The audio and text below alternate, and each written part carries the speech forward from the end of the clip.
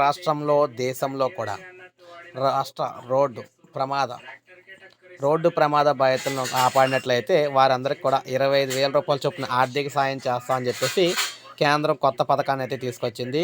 రహ్వీర్ పథకం కింద చెల్లింపులు అయితే చేయబోతున్నారన్నమాట. రోడ్డు ప్రమాద బాధితులను తొలి గంటలో గోల్డెన్ అవర్లో ఆసుపత్రికి తరలించి ప్రాణాపాయం నుంచి కాపాడిన వారికి 25,000 చొప్పున ఆర్థిక సాయం అందించేలా కేంద్ర రవాణా హైవేల మంత్రిత్వ శాఖ రహ్వీర్ పథకాన్ని అమలు చేస్తుందని రవాణా కమిషనర్ మనీష్ కుమార్ సిన్హా తెలిపారు.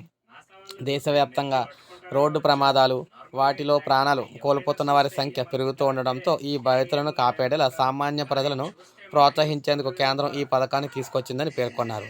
తీవ్రమైన రోడ్డు ప్రమాదంలో బాధితుడిని తక్షణం ఆసుపత్రికి తరలించి వైద్యం అందించేలా చేసి ప్రాణాలు కాపాడే వారికి రహ్వీర్ పథకం వర్తిస్తుందని తెలిపారు. వారికి 25,000 చొప్పున ఆర్థిక సాయంతో పాటు ప్రశంసా పత్రం అందిస్తామని చెప్పారు. జాతీయ స్థాయిలో కూడా ఏటా 10 మంది రహ్వీర్లను ఎంపిక చేసి వారికి 1,00,000 చొప్పున ఆర్థిక సాయం, సర్టిఫికెట్, ట్రోఫీ అందిస్తామని తెలిపారు.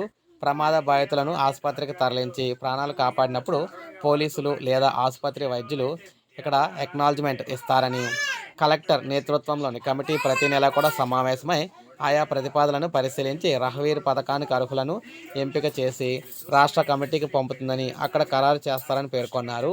ఎంపికైన వారికి నేరుగా వారి ఖాతాలో ప్రోత్సాహక మొత్తాన్ని జమ చేస్తారని వెల్లడించారనమాట.